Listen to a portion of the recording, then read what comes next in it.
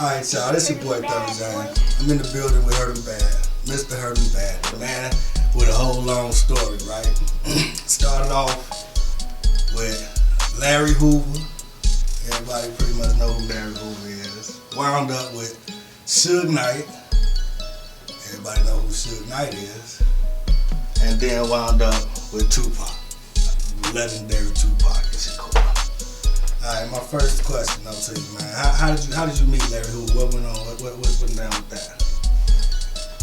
Me and Larry Hoover met, and while I was doing like 8 years, I was incarcerated in the Illinois prison. We met at Vienna prison, I believe. It was told to me that the prison that I was in was the greatest place in the world I could come because the right person is down there. Actually, an inmate from another prison before that was down there already before I got to Vienna. And he had told me like, it's a rich man down here, he a millionaire, and he a good person, and he'll help you get on, like do what you trying to do. You know, he knew I was an entertainer. He knew I was, into the music game. So he introduced me to Larry Hoover. And, he didn't say too much right off. You know what I'm saying? He basically looked me up and down, started seeing what type of person I was. So after that, he started talking to me, asked me, what I wanted to do. Did I have plans when I got out? And I told him that my plans was to just stay in the music game and try to get that money out the music game. And he asked me where was I from. I told him St. Louis, Missouri. He said, what you gonna do when you get out? I was like, I'm gonna go back home and keep on grinding. He was like, no, you should come to Chicago. So I said, wow, I don't really know nobody in Chicago. So, he was on some, I'll take care of you, I'll help you out. It's a lot of clubs there, it's a lot of, superstars that come through Chicago, a lot of big names. And he felt that could help me, that'll be a part of me getting to where I'm trying to get to. So, at first I was kind of hesitant about accepting, what he offered because of his position. They told me he was a gang leader, Yeah, I was just gonna ask that. Who? Because there's some people who probably don't know. Who is Larry Hoover? Larry Hoover is I don't want to say black because that's not what we are, but I'm gonna just use black so we can go fast. But he's a black, he's a black organizer. He's a black, what do you call them people with names in the hood? They not popular, like a radio personality, but it's superstar, hood star, influence, influence. Yeah, he do somewhat of a father figure. You feel me? But so he was a gang leader. Yeah, that's what his title was. Yeah. Hold on, so you mean he wasn't an animal? Nah, not at all. Not at all. He was a very intelligent guy. 100 person, man. Very intelligent and humble. You meet him face to face, you really wouldn't believe he was who they say he was. Nowhere in the world you thought he was somebody that just graduated out of college or something. Wow. So you say you was from St. Louis, right? So yeah. Was it gangs in St. Louis? At the time, not at all. It was gangs in East St. Louis, which is like, maybe 40 minutes from St. Louis across the river, the St. Louis River. All right. So you get out of jail. Larry Hoover said, come to Chicago. You in Chicago. Who welcomed you here? Who welcomed you to Chicago? How did you, where you go from now? That's strange because it was King Louis' uncle. His name was George. King Louis. R.I.P. Big boy. King Louis, he a rapper in Chicago. He real hot right now. But anyway, Hoover had this guy to look out for me when I first came. He put me up on Lakeshore Drive. Had my own little apartment. Some things went wrong after that. I met somebody else. I went to the South Side. So I was standing this. I had my little crib on the south side that Hoover got for me, and he really looked out for me. You know what I'm saying? The rent was paid, everything, transportation. Man never asked me for nothing back to this very day. You know, because it really wasn't about that with me. It was more about like he saw the hunger in my eyes. He knew that that's what I was. You know what I'm saying? Music. He knew I wasn't interested in gang banging or selling drugs or none of that. Even though my friends were, that's who I hung around. But he knew that that wasn't what I was cut out for. So, you know, he peeped what I was about, and he kept his word. You know, I got out of prison. And I went to Chicago, and he looked out for me. He took care of me like to the fullest, like a father, like really. And that's how I met Larry Hoover. That's what's up, man. So he wasn't no animal, no crazy ass old dude. Not at all, man. Super gang banging out. You gotta be folks to talk to him. Oh, not at all. As a matter of fact, you better not have your head cocked to the right or the left talking to that man, cause it's not even about that with him. That's what's up. You know, I hate to, when you think about, I want to insert that, like, people demonize, you know, we get black folks got a problem, we demonize ourselves, right? So, when you got, like, if you can go in any random store, restaurant in Chicago, and you see how they glorify their mobsters, for instance, you'll see Al Capone on the wall, Frankie the Bull, these people murderers and bank robbers, and they glorify them, right? And I ain't saying glorifying the negative aspects, but what they did was they turned political, and now the cops and the fire department and all that things, and so when you get guys like Larry Hoover, he didn't, and Jeff Ford, they didn't have the opportunity to transition into that political thing, which I think they would have eventually probably got into. That's deep though. But then, okay, so now after you get to Chicago, you get to doing what you're doing. How you get to Suge Knight? Where that come from? That's almost the same. Okay, so Suge Knight got the character in the streets that Larry Hoover's name hold, right? You know what I mean? So that Larry, when you think of Larry Hoover, you could probably look at Suge Knight and say, damn, that's a Larry Hoover type nigga. You know what I mean? How he acted and everything, right? You know what I'm saying, in front of the camera. But you say Larry Hoover was a totally different guy from that. But then, okay, talk about Suge, man. What's up with that? How you get with him? Suge Knight, well, after I got out of prison in Chicago, I continued to make sure my face was seen on the scene as far as when it comes to music, like all in the clubs or wherever there were stars, like concerts, you know, I would open up for them. I made it my business is just like to grind as hard as I can to stay in these people's face and stay on the stage, you know. And so that being these shows brought me to somebody who knew Suge Knight.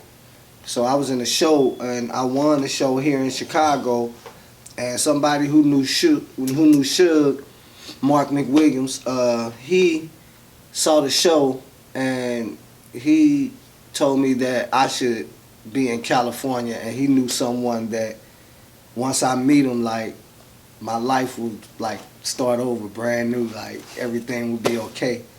And so, I flew to California like within 2 weeks after I met Mark McWilliams, and I met Suge, and he heard what I had, and it was a done deal after that. It was a done deal. So signed. Y'all signed. So y'all wound up doing something. What happened? I was signed to an artist deal, you know, with a production deal included. I was with an R&B group. We did some songs. We had a song on Snoop Dogg's Murder Was the Case. It was called Horny. You know, that was our thing as an R&B group. We have supposed to have been the first explicit R&B group. You know, our CD's supposed to be full of explicit lyrics that wasn't nobody out at the time that was doing. But that was pretty cool. We had a song on a Above the Rim soundtrack. It was a soundtrack to a movie that was starring Tupac. That went well. The Suge soundtrack.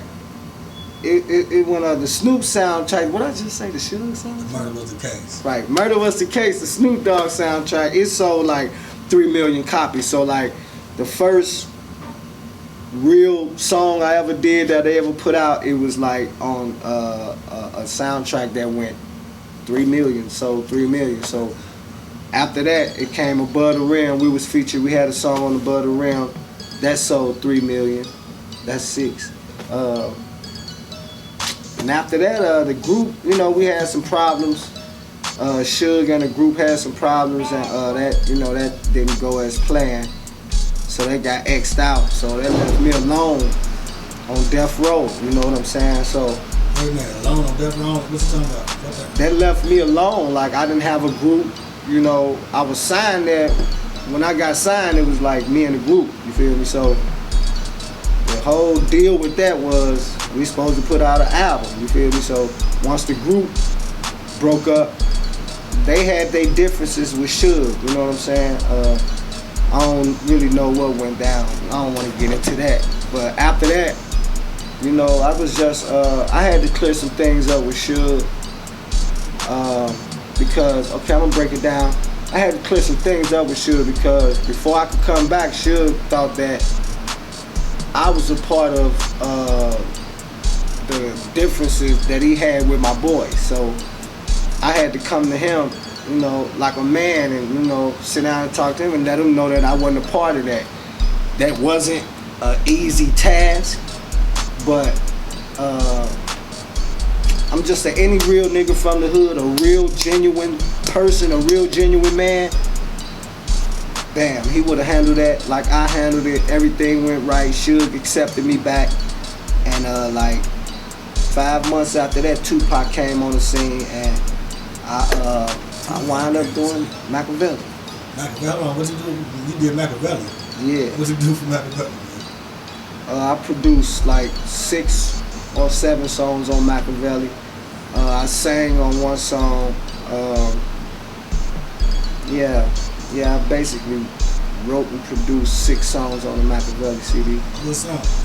Those songs would be Hail Mary, Me and My Girlfriend. Hail Mary, Me and My Girlfriend. I guess, yeah, the greatest song. One of the greatest songs Tupac ever recorded in his whole life. Hold Your Heads. I did Against All Odds, where he had a whole assault on Nas and Puffy in New York, the East Coast. Just Like Daddy, Blasphemy. Yeah. Okay, that's what's up, man. That's what's up. That's how I feel, man. I got credits with Mariah Carey too, you know. Tony Braxton, you know.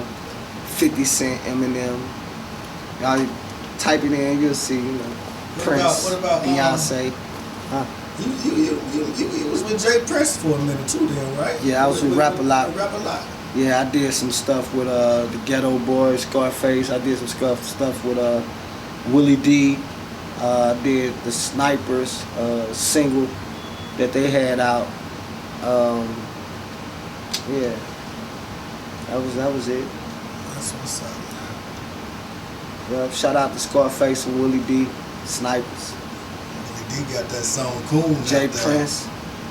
Jay Prince, he a Larry Hoover and Suge Knight type too, wasn't he? Yeah, he a boss. Jay Prince a boss man. Yeah. He a boss man. Cool, good. That's what's up. Drake is a Jay Prince investment. That's what he said. Drake is a Jay Prince investment? Yeah, he said I'm a Jay Prince investment. Nah, he ain't talking about that Jay Prince, I don't think. That's what he said. I don't think he's talking about that, but I don't know. But shit, I was Danny Boy. Danny Boy came out the closet not too long ago, right? Yeah, Danny Boy did come out the closet. Was that what he always was into? Not at all, man. Not in the Death Row days. You know, I ain't see none of it. Yeah, I ain't see none of it. And then, you know, you got people, okay, yeah, the Illuminati, okay. Was the Illuminati there, or was anybody in the Illuminati, in your opinion? I ain't gonna say it was there, like right in the studio, but I say it's real. You know what I'm saying? I say it's real. You think that's real? Definitely, yeah. That's what's up. Religion, where you at with religion? I ain't. You religious? Am I what? Are you religious? No, not at all. You're not religious? No, not religious at all. Alright, man. What's that? No. Well, shit, anything else you want to tell anybody, man? Let the people know. TJ, no. Nah, that's it. I mean, I can speak to the artists, young artists and young producers out there and young CEOs out there that's trying to like get in the game. You got to grind real hard, and you got to see it. You got to see it. You got to see it with a clear eye view.